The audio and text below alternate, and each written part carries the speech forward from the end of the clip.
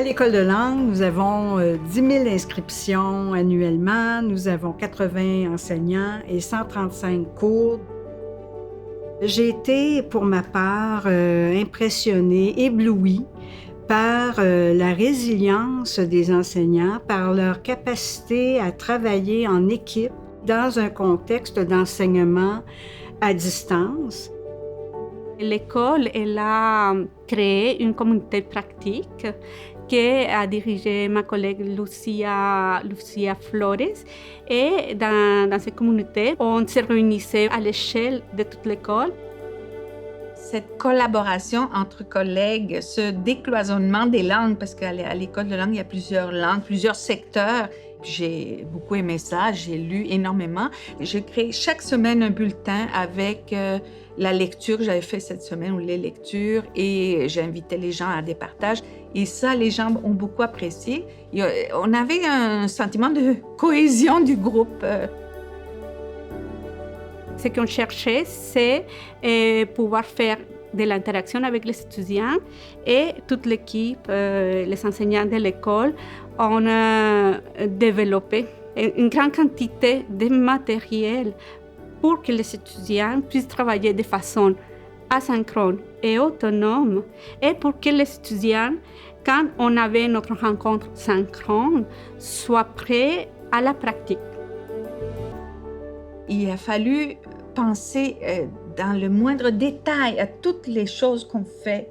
De quelle façon on sollicite la participation de l'étudiant, qu'est-ce qu'ils peuvent faire seuls, qu'est-ce qu'ils peuvent faire en équipe. Donc, l'évaluation, je trouve que mes examens maintenant sont blindés, là, sont vraiment bien meilleurs qu'avant. Et donc, je me vois bien en train de faire des examens oraux en utilisant Teams, même si le cours est présentiel. Ou par exemple, j'ai fait un bulletin de nouvelles avec mes étudiants. Avant, on pouvait le faire en classe. Les gens venaient en avant puis ils faisaient une simulation. Mais ils ont fait des choses merveilleuses. Un bulletin de nouvelles, il manquait juste Céline Galipo.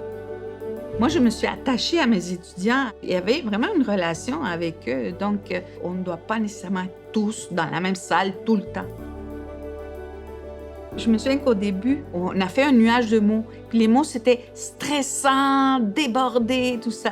Et à la fin, cette année, les mots satisfaction, les mots défi, les mots apprentissage, c'était les mots qui ressortaient. Nous avons fait la démonstration que c'était possible, et non seulement possible, mais que dans beaucoup de cas, le niveau de satisfaction des étudiants était très élevé par rapport aux pratiques que nous avons mises en place.